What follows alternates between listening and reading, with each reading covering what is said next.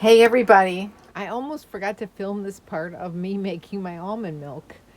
So I'm like down to only a couple almonds left here. In fact, I've only got two more almonds left here, but I want to show you what I'm doing. I am taking, not everybody does this, but I found that the research I did was that this part of the almond has no value. In fact, it has some stuff in it that you really don't want to have, you know. So if you're better off just getting rid of it, you know. And it's really easy to do. So once you've soaked your almonds for a couple hours, and the longer you soak your almonds, the better it is. Okay?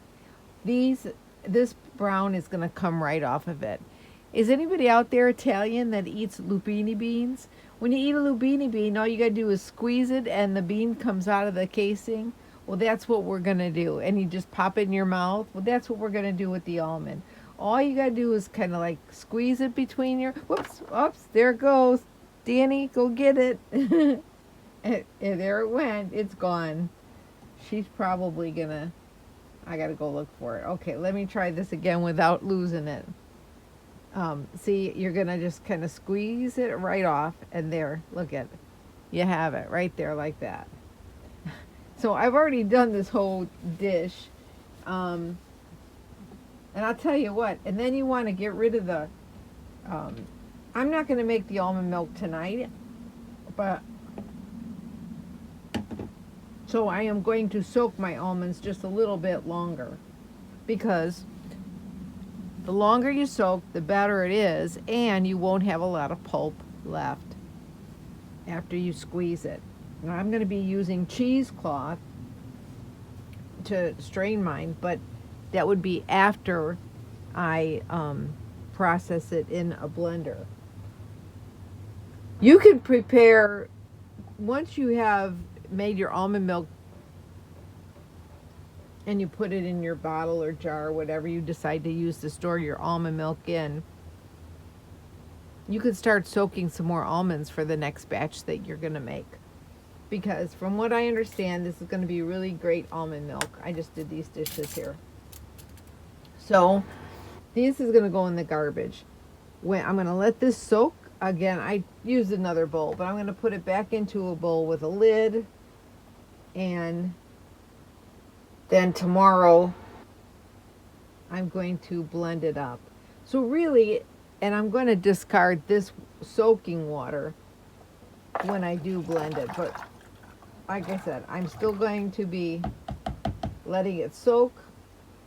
And actually, they taste really good. I'm going to let them soak some more tonight because I want my milk to be really nice and creamy.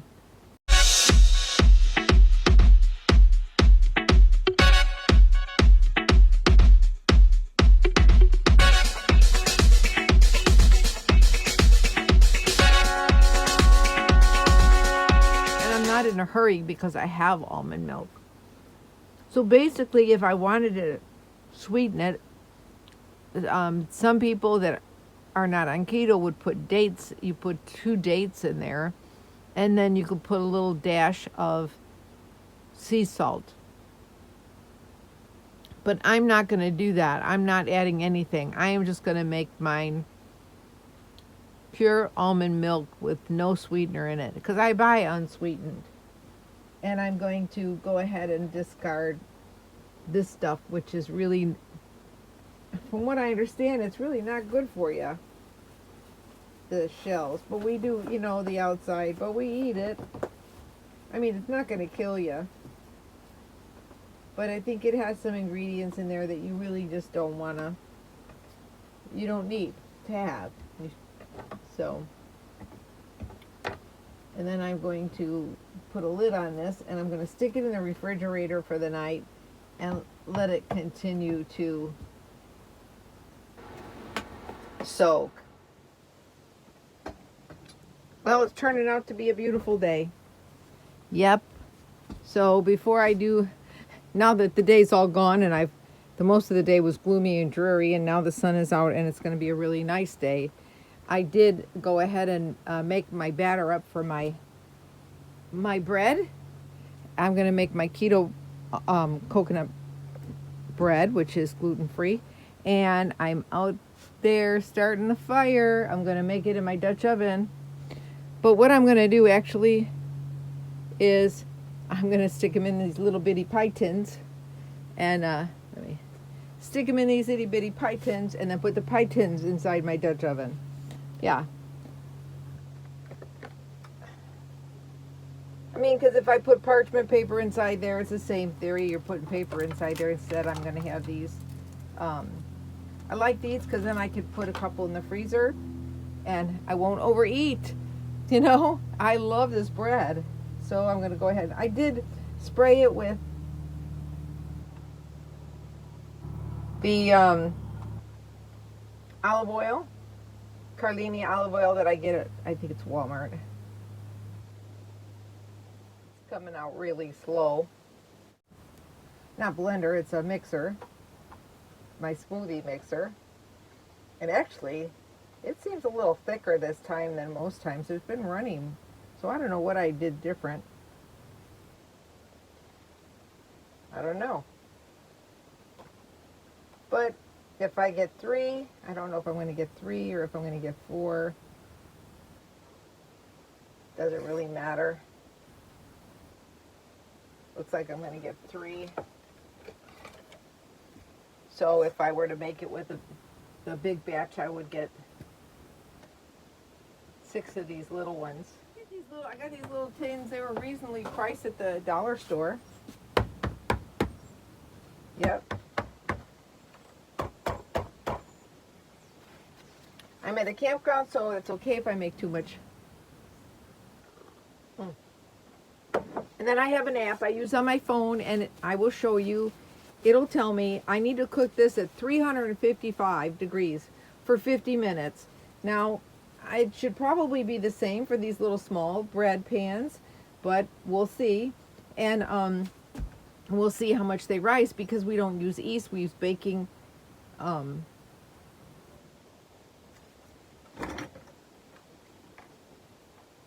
baking powder.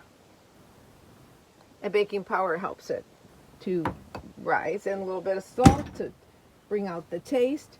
I do need to sprinkle a little bit of cinnamon. Remember last time I did cinnamon on something, I put too much on there. Yeah, but I like cinnamon, so we'll just put a little. I did put a little cinnamon in the recipe, and it's actually, I'll be honest, I use brown sugar instead of plain old sugar. Whoops. So it does have a brown sugar flavor instead of regular swerve. It's messy, but it's okay. I'm the one who's got to clean it up. I'm making the mess. I'll clean it up. And I do not look the greatest when I am actually camping, having fun, cooking, working around the camper.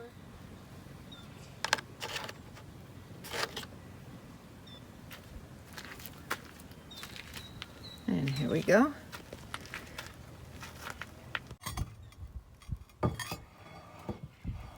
I gotta use 2 hands here. Okay, we'll start timing it. I know it called for 16, but I put 18 on there, and it called for 8 underneath, and I think there's a little bit more than that. But sometimes I don't have such great luck with these coals, and it's been damp out, even though they've been dry in the car, but we're gonna leave it at that. Baking, you want to put more coals on the top than you do on the bottom. So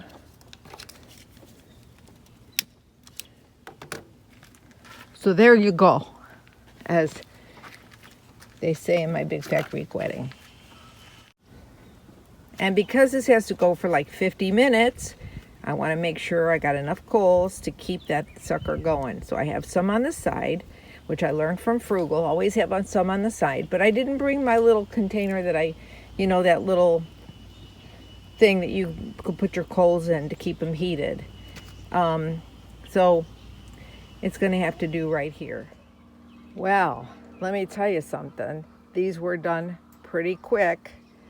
I think I might have burnt it a little bit on the sides. We'll see when I pull it out.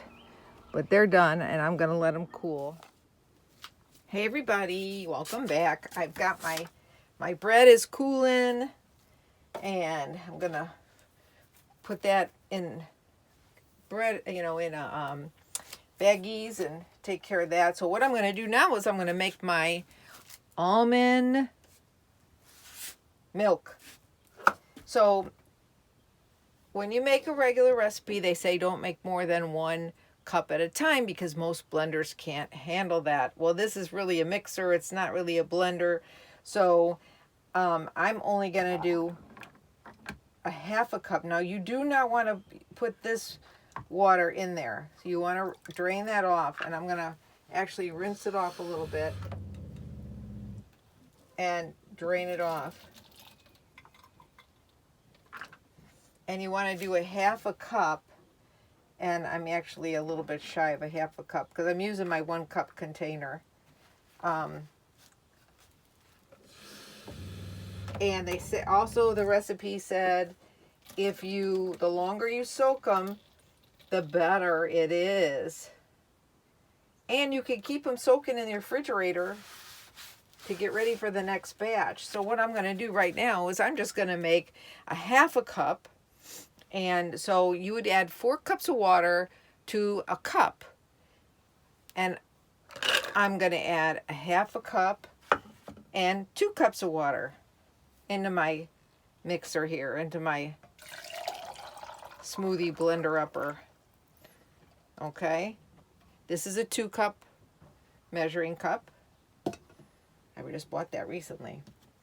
And I can make 2 little batches and we'll see how far it goes, but I don't have a glass container, and I'm going to use my Kentucky Derby Churchill Downs cup that I bought when I went to the Derby. Actually, it's still like spanking new. I washed it out, but you can't always get all the stickers off. You know what I'm saying? I'm still getting stickers off. I rinsed it out. It's brand new clean. And I know that it was clean when I put it away. And that's what I'm going to put in honor of the Derby, which I didn't go to this year. I'm going to go ahead and blend this up. And then after you blend this up, you put it through a nut bag, or you can use, somebody said you could use cheesecloth, and somebody else said you could use like a thin dish towel. Clean dish towel, obviously. So I'm going to go ahead and blend this up. And I'll cut out the volume later so you don't have to listen to this. So, I mean, it's like bad enough you have to listen to the geese, right? But it ain't nice to fool Mother Nature. So I am going to actually use, I'm going to use this cup here. And then I'm going to use a strainer.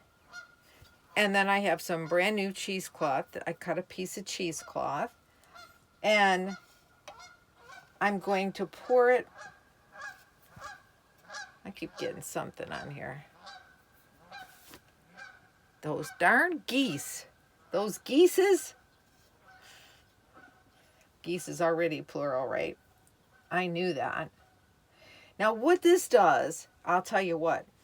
According to everybody that I've watched that's preppers, what this will do is when you soak it for such a long time, the almonds, you don't get a lot of pulp when you blend it. And that's supposed to be a good thing. That's a good thing. So I'm going to go ahead and strain this through so you could see. And then we'll, because this could be like, look at that.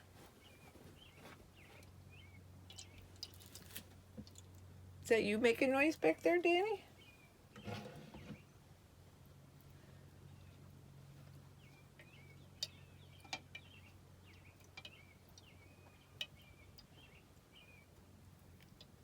And then what pulp is left, I'll show you.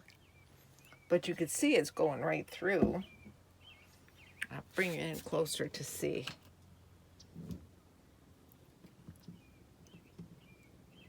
See? There's.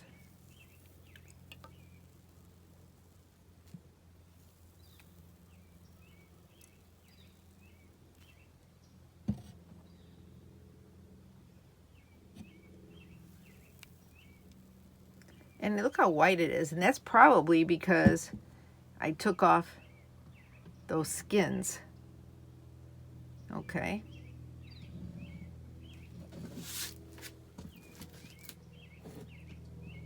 Which is what the recipes I looked at said to do.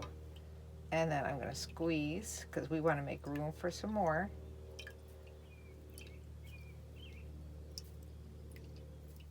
Of course, you either want to, if you're going to be giving other people, you'll want to use gloves. But if you're just doing this for yourself, which is what I'm doing, or your own personal family that you cook for anyway, then. Now, I'll tell you what, this other, let me get a spoon here. The pulp that's left,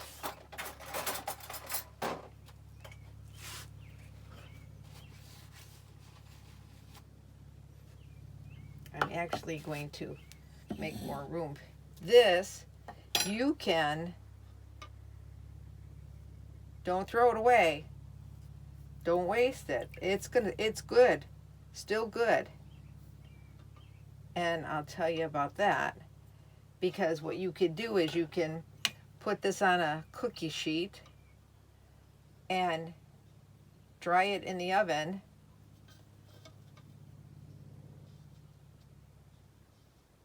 And you will have your own almond flour. Fine almond flour, yeah. Look at that. Or in my case, if I save this, I only need, I use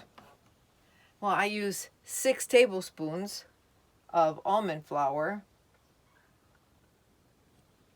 when I make my pancakes, my keto pancakes.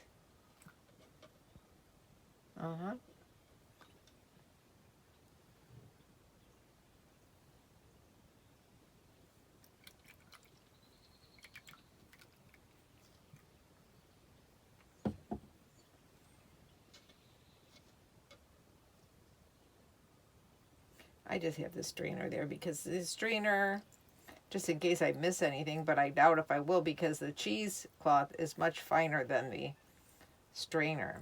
Now, if I could see where a nut bag would be pretty wise to use if you were going to make, large quantities. Large quantity, like if you had a big food processor, which, boy, would I love to have that. Could you imagine? I mean, I can make a gallon at a time. I don't use a gallon at a time. I don't drink regular milk because I'm lactose intolerant. So that's really weird, though, but because I can eat cheese. I don't know. And I found that the, ice cream really bothers me, regular store-bought ice cream. But if I don't want anything to drop in there. If I eat my ice cream, which is made with whipping cream, with heavy whipping cream, I don't have as much problems. I really think that part of it is the sugar. I do.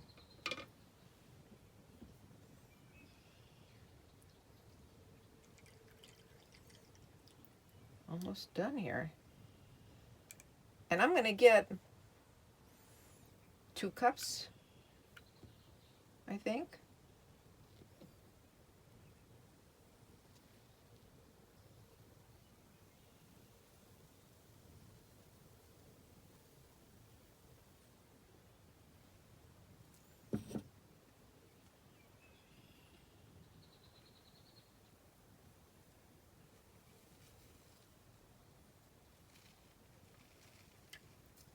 Oops, I don't want to get any pulp in there.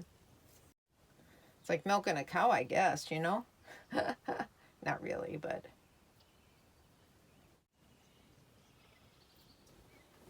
Wow. I hope it doesn't rain tonight because Danny and I are gonna work fixing. I'm getting ready to have a campfire. The other thing that I saw a recipe for, but I didn't look it up. I mean, I saw that you can make what this is. You can make hummus from this. Almond hummus. I wonder what that would taste like. Now let's see how much my container holds. So I probably could have made a little bit more, but 2 cups, and this is the almond flour, and it looks like almond flour too, doesn't it? Except for it's maybe a little bit lighter. And as long as you seal it properly, dry it out properly, and it's not moist, it can last as long as your regular almond flour lasts. If you try this, let me know what you think. Leave a comment. I'm all excited about this because I only buy almond milk and I use it for my pancakes. I use it for so much stuff.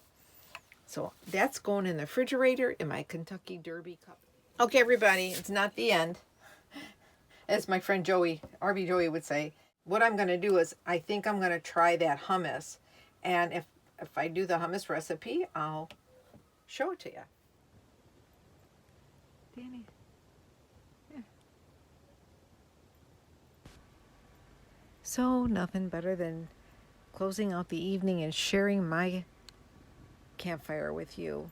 Thanks for joining me while I made my almond milk and my bread, and I hope you'll join me in our next video when I actually use the pulp and make hummus. What are you doing? Hey, what are you doing? I want to wish everybody a happy Mother's Day. Just sit and watch the fire. Can you sit and watch the fire? I hope you have a great weekend. Thank you so much for watching the KETO Nomad.